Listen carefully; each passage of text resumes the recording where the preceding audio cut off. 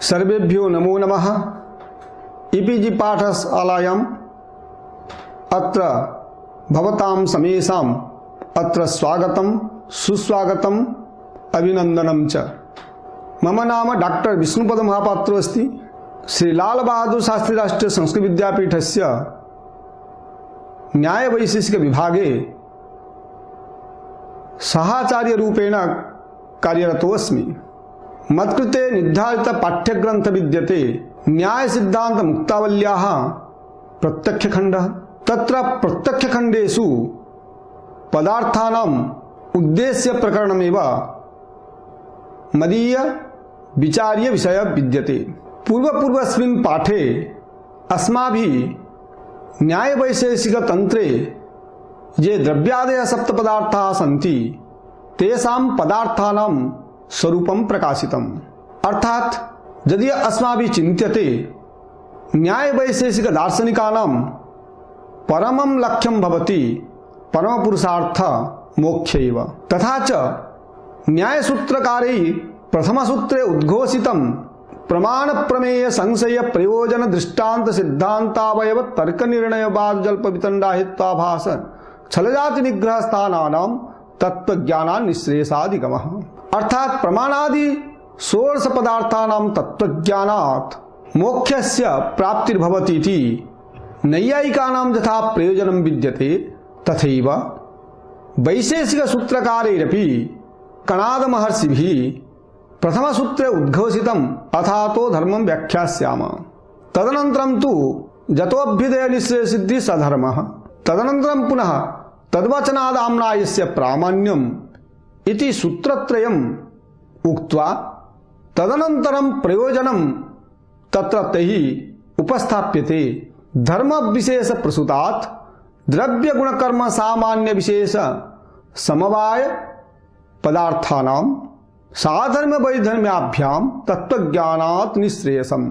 अर्थात द्रव्यादि जे पदार्थाः सन्ति तेषां पदार्थानां साधर्म्य वैधर्म्य ज्ञानेन तत्वज्ञानं भवति, तत्वज्ञानाच्च निःश्रेयसं भवति इति तेषाम् आचार्याणां कणाद महर्षिणाम् अभिप्राय विद्यते।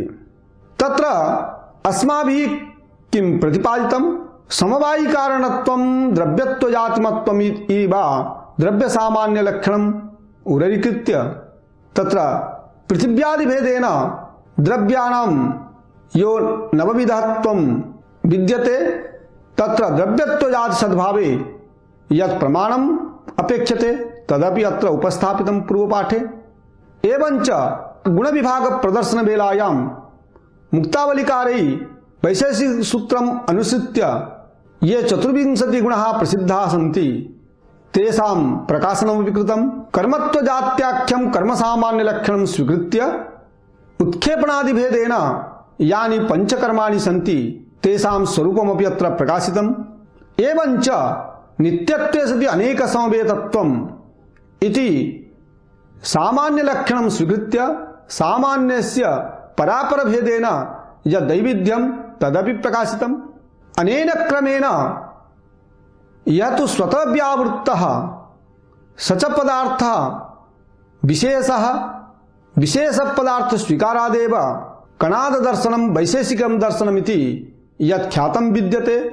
अतः विशेष पदार्थस्यापि स्वरूपम् एवंच नित्यत्वे सति संबंधत्वमिति लक्षणम् उररीकृत्य समवायस्य स्वरूपम् द्रव्यादि षट्कान्योन्याभावत्वम् अभावत्वमिति अभावलक्षणं च स्वीकृत्य द्रव्य गुण कर्म सामान्य विशेष समवाय अभावानां स्वरूपं प्रकाशितम्। सम्प्रति तु ये सप्तपदार्थाः सन्ति तेषां पदार्थानां किं साधर्म्यं किंच वैधर्म्यम् इति जिज्ञासां मनसि निधाय अत्र काचित् चर्चा उपस्थाप्यते।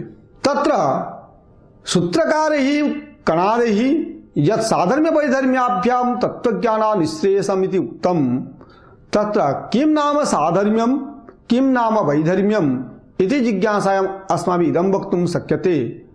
समानानां धर्मः समानधर्मः समानधर्मो येषां ते ते सधर्माणः तेषां भावः साधर्म्यम् विरुद्ध धर्म येषां ते विधर्माणः तेषां भाव वैधर्म्यम् इति साधर्म्य वैधर्म्य शब्द व्युत्पत्तिं स्वीकृत्य अत्र सप्तानां पदार्थानां किं साधर्म्यम् इति जिज्ञासायां कारिकावलिकारे उच्यते सप्तानामपि साधर्म्यं ज्ञेयत्वादिकम् उच्यते।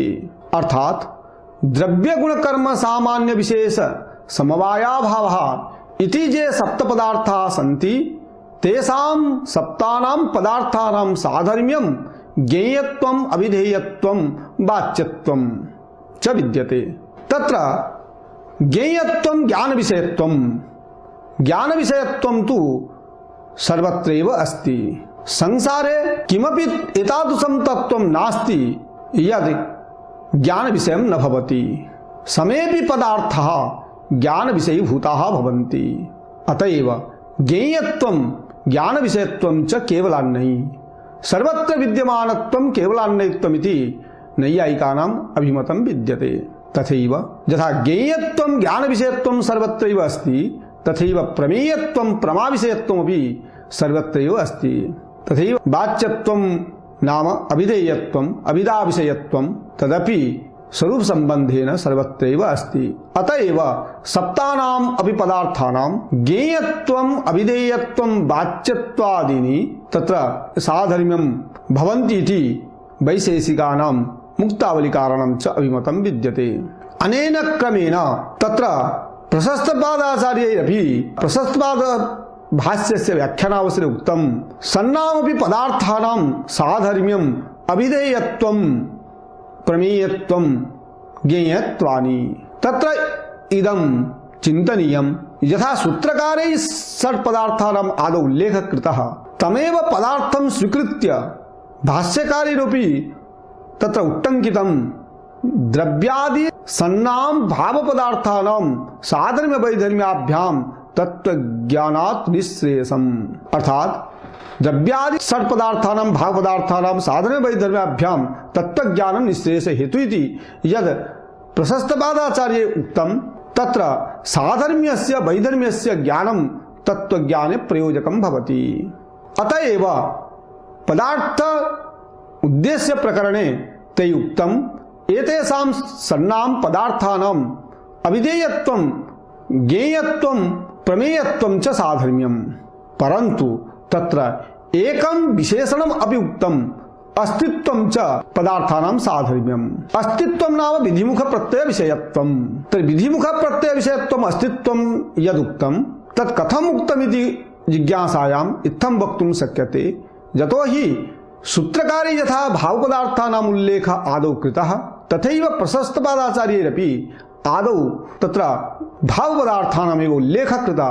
तदर्थं भावपदार्थानां साधर्म्य ज्ञापनाय तैः अस्तित्वमिति साधर्म्यम् उद्घोषितम्।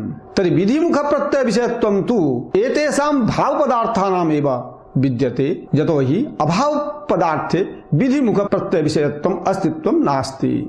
अतः तत्र यद् अस्तित्वं साधर्म्यं प्रशस्तपादाचार्ये उद्घोषितं तत्तु भावपदार्थं मनसि निधाय एव उद्घोषितं न तु अभावपदार्थं।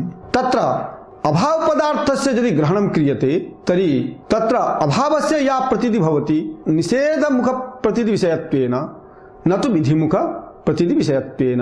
यतो हि अविद्यमानत्वेन एव अभावस्य ग्रहणं भवति, निषेधमुख प्रतीति विषयत्वेन अभावस्य ग्रहणं भवति, विधिमुख प्रत्यय विषयत्वेन अभावस्य ग्रहणं न भवति इति कृत्वा प्रशस्तपादाचार्यै प्रशस्तपादभाष्ये आदौ भावपदार्थम् एव उदरीकृत्य तत्र अस्तित्वं साधर्म्यमिति प्रतिभासितम्।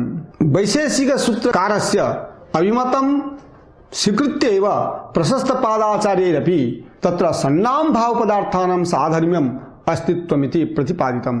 परन्तु मुक्तावलिकारैः तथा नोक्तं कुतः इति चेत् अत्र मुक्तावली ग्रन्थे साक्षादेव सप्तपदार्थानाम् उल्लेखस्य विद्यमानत्वात् अत्र सप्तानां पदार्थानां साधर्म्यं कदापि अस्तित्वं भवितुं नार्हति इति मनसि विचिन्त्य तैः उक्तं सप्तानामपि साधर्म्यं ज्ञेयत्वादिकमुच्यते। अतः अस्तित्वं यत् प्रशस्तपादाचार्यैः उद्घोषितं तं परित्यज्य केवलम् अभिधेयत्वं ज्ञेयत्वं प्रमेयत्वं च सत्तानां पदार्थानां साधर्म्यं भवति इति विश्वनाथ पंचानन भट्टाचार्यैः अत्र प्रतिपादितम्। अतः सप्त पदार्थानां साधर्म्य निरूपणानन्तरं तत्र पंच पदार्थानां नाम द्रव्यादि पंच पदार्थानां किं साधर्म्यम् इति जिज्ञासायां पुनः कारिकामुखेन तैः उच्यते द्रव्यादय पंच भावा अनेके समवायिनः सत्तावन्तस्तयस्ताद्या गुणादि निर्गुण क्रियः। अर्थात द्रव्यादय ये पंच पदार्था सन्ति द्रव्य गुण कर्म सामान्य विशेष एते ये पंच पदार्था सन्ति तेषां किं साधर्म्यम् इति जिज्ञासायाम् उच्यते। एतेषां साधर्म्यं भावत्वे सति अनेकत्वे सति समवायित्वम् एतेषां पंचानां साधर्म्यम्। अर्थात यदि केवलं भावत्वम् इति साधर्म्यम् उच्यते तर्हि भावत्वं समवाय अपि अस्ति। अतः समवाये अतिप्रसक्ति वारणाय तत्र अनेक समवायित्वम् इति उक्तम्। भावत्वे सति अनेकत्वे सति समवायित्वम् एतेषां पंचानाम् अस्ति इति कृत्वा भावत्वे सति अनेक समवेतत्वं पंचानां द्रव्य गुण कर्म सामान्य विशेषाणां साधर्म्यं तैः उद्घोषितम्। तत्र अनेकत्वं यद्यपि अभावे अपि अस्ति यतोहि अभावानां चातुर्विध्यात् तत्र अनेकत्वम् अस्ति तत्र अभावे अतिप्रसक्ति वारणाय तत्र भावत्वे सति समवेतत्वम् इत्यपि पदं देयम्।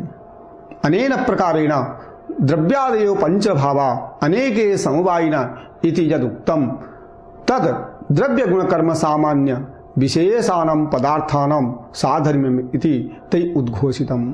तत्र इदमपि अवधातव्यं यत्र अनेकत्वं नास्ति भावत्वमपि अस्ति समवेतत्वम् अस्ति तत्र कथं लक्षणं संगमनीयं। यतोहि नवद्रव्येषु आकाशः एकं द्रव्यं भवति।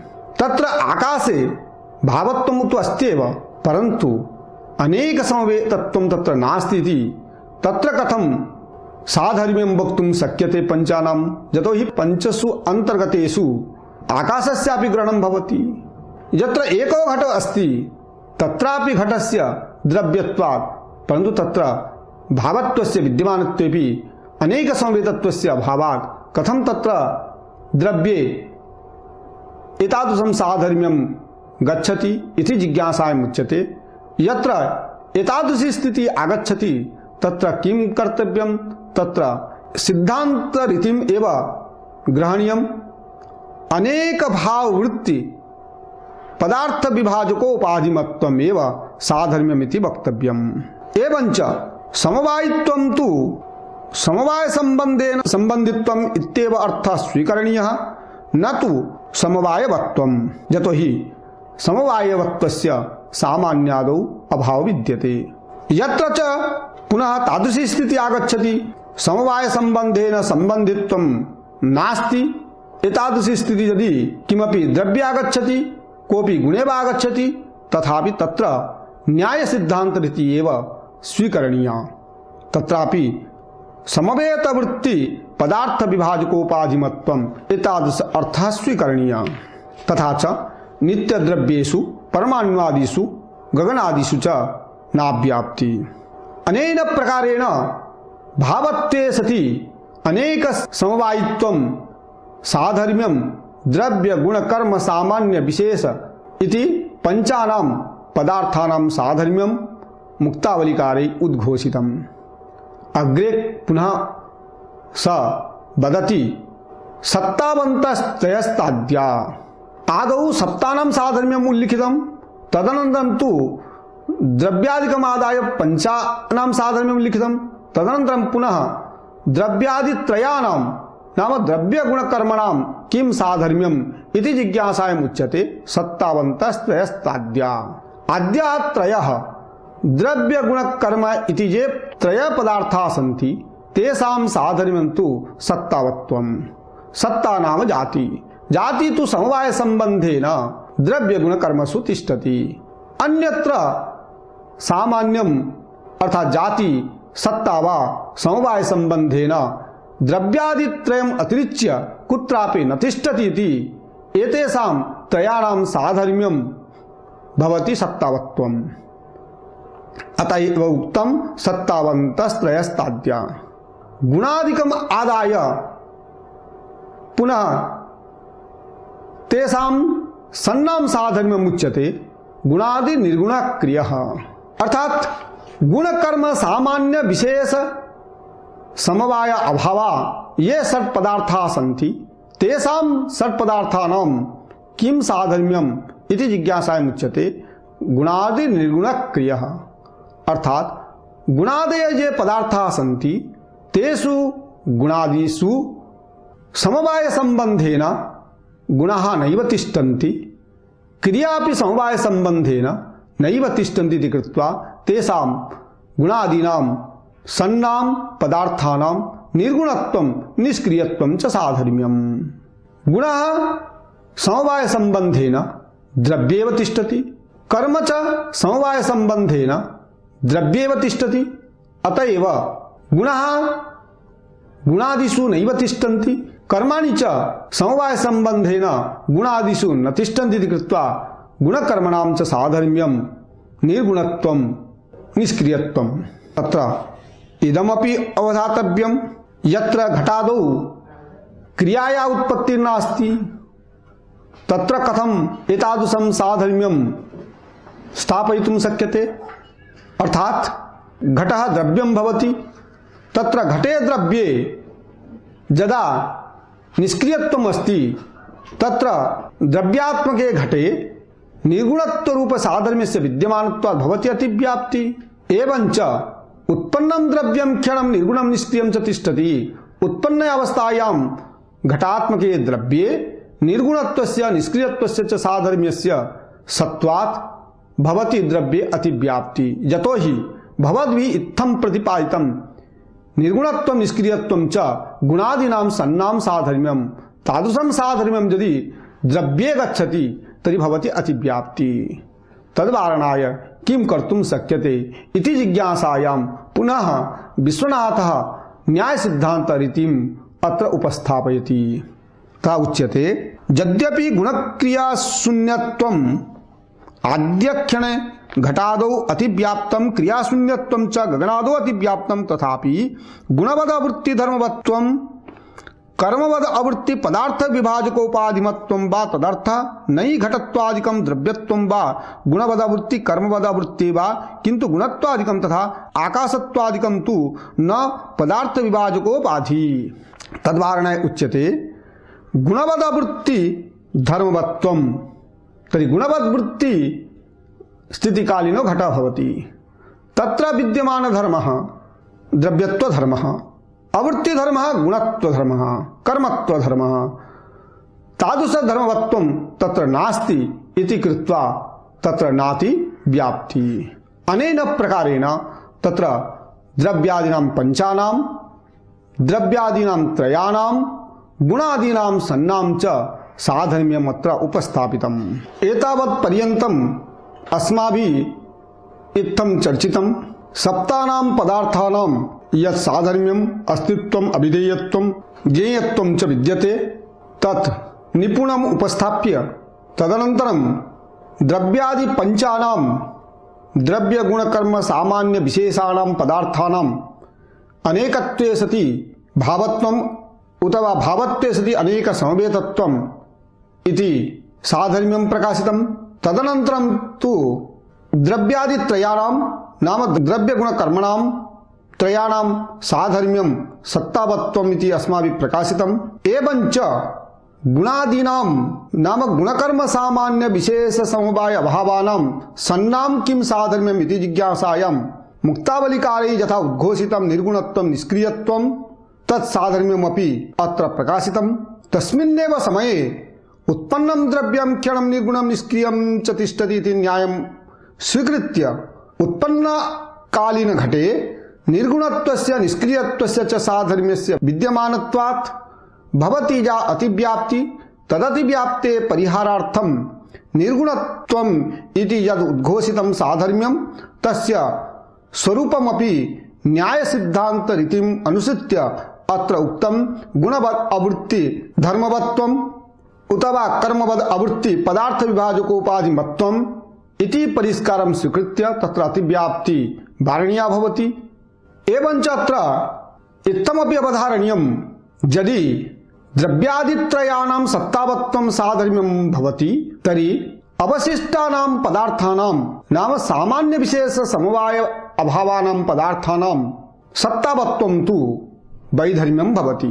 यतो हि अग्रे मुक्तावलिकारैः कारिकामुखेन उद्घोषितं यदुक्तं यस्य साधर्म्यं वैधर्म्यम् इतरस्य च यदुक्तं यस्य साधर्म्यं वैधर्म्यम् इतरस्य तत् एतेन ज्ञायते यदि द्रव्यादित्रयाणां साधर्म्यं सत्तावत्वं भवति तर्हि एतत्त्रयं परित्यज्य अपरेषां सामान्यादीनां सत्तावत्वं वैधर्म्यं भवति। यदि गुणादीनां सन्नां साधर्म्यं निर्गुणत्वं निष्क्रियत्वं च भवति तर्हि निर्गुणत्वं निष्क्रियत्वं च द्रव्यस्य वैधर्म्यं भवति। द्रव्यस्य साधर्म्यं च गुणवत्वं क्रियावत्वं च भवति। इदमपि तत्र अवधारणीयं। तर्हि सप्तानाम् आदितः पञ्चानाम् आदितः त्रयाणां द्रव्यं परित्यज्य अवशिष्टानां सन्नां साधर्म्यम् एतावत् आचार्यैः प्रतिपादितम्। एतदनन्तरं पुनः उच्यते सामान्य विशेष समवायाभावानां किं साधर्म्यम् इति जिज्ञासायां तत्र उच्यते सामान्यं परिहीनास्तु सर्वे जात्यादयो मताः पारिमण्डल्य भिन्नानां कारणत्वम् उदाहृतम्। अर्थात सामान्य विशेष समवाय ये पदार्थाः सन्ति तेषु पदार्थेषु जाति समवाय संबंधेन नैव तिष्ठति। जाति तिष्ठति द्रव्य गुण कर्मसु एव समवाय संबंधेन।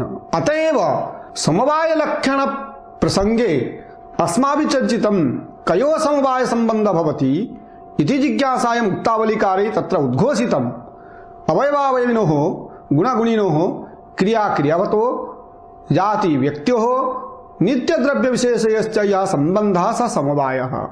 जाति समवाय संबंधेन द्रव्य गुण कर्मसु तिष्ठति परंतु जातौ समवाय संबंधेन कापि जाति न तिष्ठति।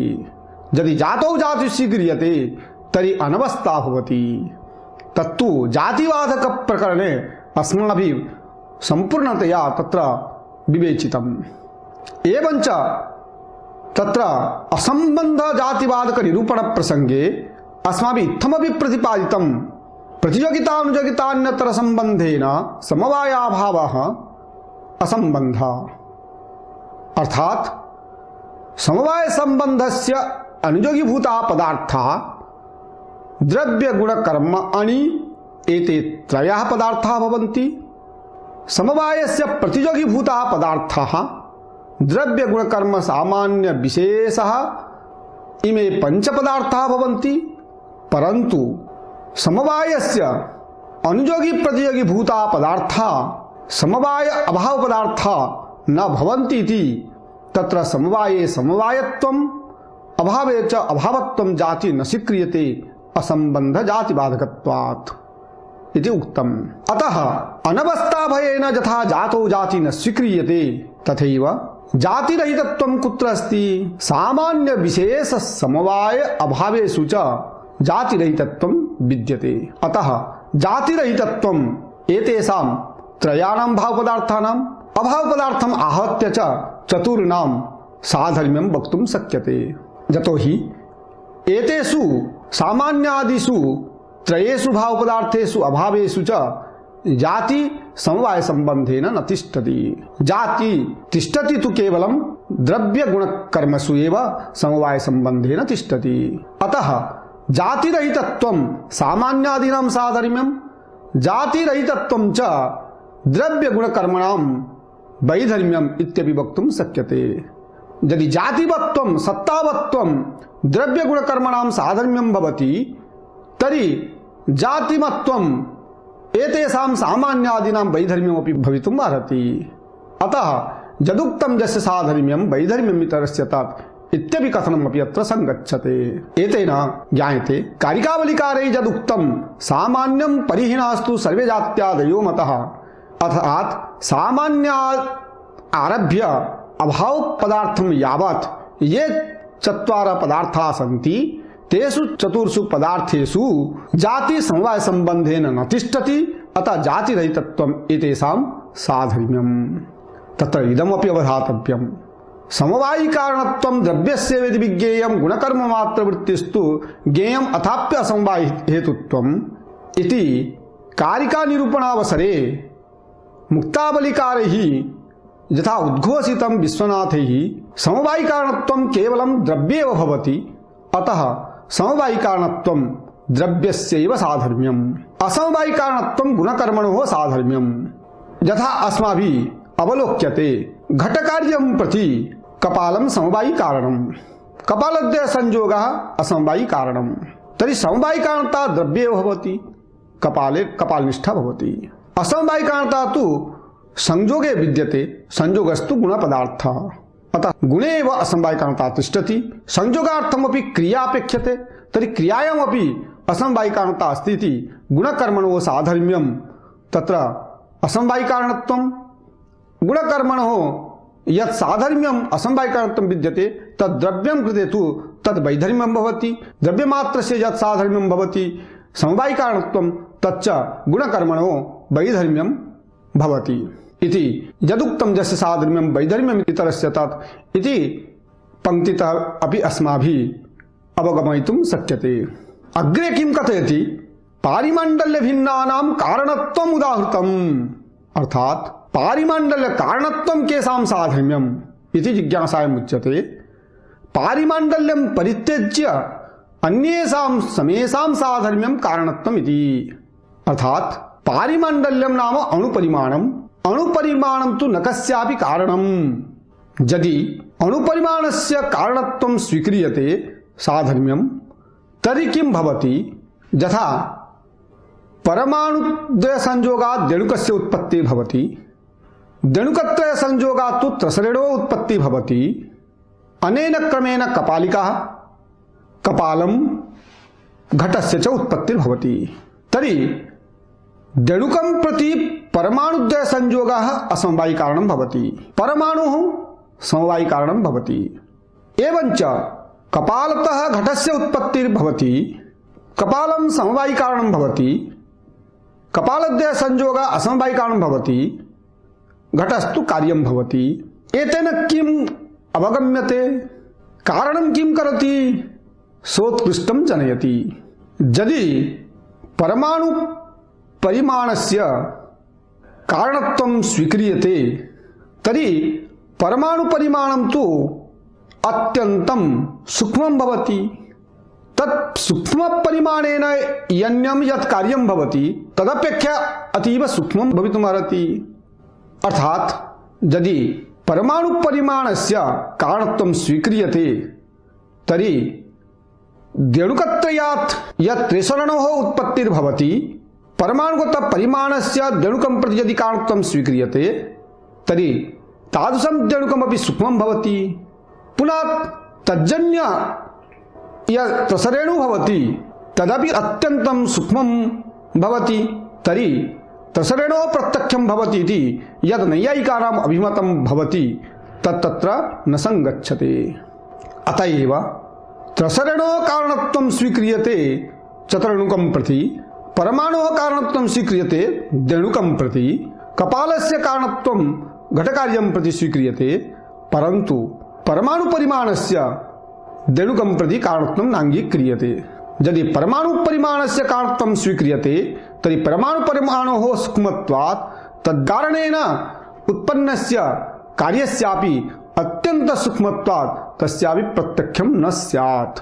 यतो हि उच्यते अनुपरिमाणं न कस्यापि कारणम्, यतो तद्धि स्वाश्रयारब्ध द्रव्य परिमाणारंभकं भवेत् तच्च न संभवति। परिमाणस्य स्वसमानजातीय उत्कृष्ट परिमाण जनकत्व नियमात् महदारब्धस्य महत्तरत्ववद् अणुजन्यत्वस्य अनुत्तरत्व प्रसंगात्। एतेन परमाणु परिमाणस्य न कस्यापि कारणत्वं स्वीक्रियते यतो हि स्वसमान जातीय उत्कृष्टत्व नियमात् यदि परमाणु परिमाणस्य कारणत्वं स्वीक्रियते तज्जन्यं यत् कार्यं भवति तत् अत्यन्तं सूक्ष्मं भवति तस्य कारणत्व स्वीकारे तस्य प्रसरणो अप्रत्यक्षत्व आपत्ति भवेत् एवञ्च महत् आरब्ध द्रव्यस्य महत्तरत्वं प्रति कारणत्वं स्वीक्रियते यथा महत् इत्यतः महत्तरस्य महत्तरतः महत्तमस्य उत्पत्तिर्भवति तथैव अत्रापि अणुपरिमाणस्य कारणं यदि स्वीक्रियते तर्हि अणुतः अणुतरस्य अणुतरतः अणुत्तमत्वस्य उत्पत्तिर्भवति अतः तत्र अदृष्टत्वापत्ति अतः अदृष्टत्वापत्ति प्रत्यक्षत्व अनापत्ति वारणाय परमाणु परिमाणस्य कारणत्वम् अस्माभिः नाङ्गीक्रियते अतः उक्तं पारिमण्डले भिन्नानां कारणत्वम् उदाहृतम् इति। एवञ्च योगी प्रत्यक्षे विषयस्य कारणत्वं नाङ्गीक्रियते ज्ञायमानं सामान्यं न प्रत्यासक्ति भवति यतो हि ज्ञायमानलिङ्गस्य अनुमितौ कारणत्वम् अस्माभिः नाङ्गीक्रियते। तत्र अनुमान प्रकरणे कारिकावलिकारे उक्तं व्यापारस्तु परामर्श करणं व्याप्तिधीर भवेत् अनुमायां ज्ञायमानं लिंगं तु करणं नहीं। अत्र पारिमाण्डल्य भिन्नानां कारणत्वम् उदाहृतम् इति व्याख्यानावसरे मुक्तावलिकारे उच्यते ज्ञायमानं लिंगं तु अनुमितौ न करणम् इति। तेषाम् अयम् आशयः यदि ज्ञायमानलिङ्गस्य कारणत्वं स्वीक्रियते तर्हि अनागतादिलिंगेन यं यज्ञशाला वह्निमती आसीत् भूतधूमात् यं यज्ञशाला वह्निमती भविष्यति भावी धूमात् अत्र धूमरूपकरणस्य अभावात् अत्र अनुमिति न स्यात्। अतएव यथा अणुपरिमाणस्य कारणत्वं न स्वीक्रियते प्रसरणो अप्रत्यक्षत्वापत्ति भयेन परमाणुपरिमाणस्य कारणत्वं नाङ्गीक्रियते तथैव ज्ञायमानलिङ्गस्यापि करणत्वं नाङ्गीक्रियते यतो हि तत्र धूमाभावेपि तत्र अनुमितिर्जायते परन्तु कारणस्य लिङ्गस्य धूमस्य तत्र विद्यमानता एव नास्ति। यदि अतएव ज्ञायमानलिङ्गं परित्यज्य व्याप्तिज्ञानस्य नाम धूमज्ञानस्य कारणत्वं स्वीक्रियते तत्तु ज्ञानं भस्मादिदर्शनेनापि धूमज्ञानं भवति आत्मनि तत्रापि समवाय संबंधेन अनुमितिर्भवति इति कृत्वा ज्ञायमानलिङ्गकारणत्वं वादम् उपेक्ष्य व्याप्तिज्ञानस्य यथा कारणत्वं तत्र स्वीकृतं तथैव अत्र परमाणोः कारणत्वं स्वीक्रियते देणुकं प्रति देणुकस्य कारणत्वं प्रसरणं प्रति कारणत्वं स्वीक्रियते परन्तु परमाणुपरिमाणस्य कारणत्वम् अस्माभिः नाङ्गीक्रियते देणुकं प्रति यतो हि परमाणुद्वय संयोगादेव देणुकस्य उत्पत्तिः अतः देणुकं प्रति परमाणोः समवायिकारणत्वं परमाणुद्वय संयोगस्य च असमवायिकारणत्वं स्वीक्रियते। एवञ्च तत्र समवायिकारणासात् कार्यद्रव्यस्य नाशः अथवा असमवायिकारणासात् कार्यद्रव्यस्य नाशः इति जिज्ञासायामपि तत्र इत्थमेव तत्र स्वीकरणीयम् असमवायिकारणासात् एव कार्यद्रव्यस्य नाशो भवति न तु समवायिकारणासात्। यद्यपि घटकार्यं प्रति कपालनाशात् घटस्य नाशो भवति परन्तु देणुकात्मक कार्यस्य यत् कारणं परमाणु स परमाणु नित्यो भवति तस्य नाशो भवितुं नार्हति अतएव परमाणुनाशात् देणुकस्य नाशः अर्थात समवायिकारणासात् कार्यद्रव्यस्य नाशः इति वक्तुं न शक्यते अपितु परमद्वय संयोगनाशात् कार्यद्रव्यस्य देणुकस्य नाशो भवितुम् अर्हति इति रीत्या अस्माभिः असमवायिकारणात् कार्यद्रव्यस्य नाशः इति सर्वाग्रतया वक्तुं शक्यते। अनेन प्रकारेण अस्मिन् पाठ्यक्रमे अस्माभिः आदौ सप्तपदार्थानां साधर्म्यं यद् ज्ञेयत्वादिकं भवति तदत्र उल्लिखितम् एवञ्च तस्मिन्नेव प्रकरणे द्रव्यादि पंचानां किं साधर्म्यं तदपि उपस्थापितम् अपरञ्च द्रव्यादि त्रयाणां सत्तावत्वं यत् साधर्म्यं तदपि अत्र उल्लिखितम् एवञ्च गुणादि पंचानां सन्नां वा यत् साधर्म्यं निर्गुणत्वं निष्क्रियत्वं तत् साधर्म्यम् उपस्थाप्य तत्र उत्पन्नं द्रव्यं क्षणं निर्गुणं निष्क्रियं च तिष्ठति इति न्यायम् अनुरुध्य उत्पन्नकालीन घटे या अतिव्याप्ति भवति निर्गुणत्वस्य निष्क्रियत्वस्य च विद्यमानत्वात् तस्य अतिव्याप्तेः परिहारार्थं जो उपायः विश्वनाथे प्रदर्शितः तदपि अत्र अस्माभिः उपस्थापितः। एवञ्च सामान्यम् आदाय ये अवशिष्टा पदार्थाः सन्ति तेषां जातिरहितत्वम् एवञ्च द्रव्यगुणकर्मणां जातिवत्वं यत् साधर्म्यं जातिरहितत्वं च द्रव्यादीनां वैधर्म्यं सामान्यादीनां च जातिरहितत्वं साधर्म्यं जातिमत्वं च वैधर्म्यम् इति यत् आचार्यैः कारिकामुखेन मुक्तावलीमुखेन च उद्घोषितं तदपि अत्र उपस्थापितम्। एवञ्च पारिमण्डल्यभिन्नानां कारणत्वम् उदाहृतमिति कारिकाम् अवधृत्य तत्र अणुपरिमाणस्य यत् कारणत्वं नास्ति इति आचार्यैः सर्वप्रथमतया उद्घोषितम्। अर्थात् अत्र प्राथम्यं विद्यते यतो हि कार्यं प्रति कारणम् अपेक्षते परन्तु परमाणुपरिमाणस्य कारणत्वं नाङ्गीक्रियते। यथा प्रशस्तवादाचार्यैः किरणावलिकारैः उदयनाचार्यैः उद्घोषितं तथैव अत्रापि मुक्तावलिकारैरपि विशेषतया तस्य व्याख्यानं कृतं तद्व्याख्यानमपि अत्र उपस्थापितम्। एवं च समवायिकारणत्वं द्रव्यस्यैव साधर्म्यम् असमवायिकारणत्वं च गुणकर्मणो साधर्म्यम् इति यद् भाषितं तद् अत्र सुनिपुणम् उपस्थाप्य अत्रैव उपरमामि। धन्यवादाः। नमो नमः।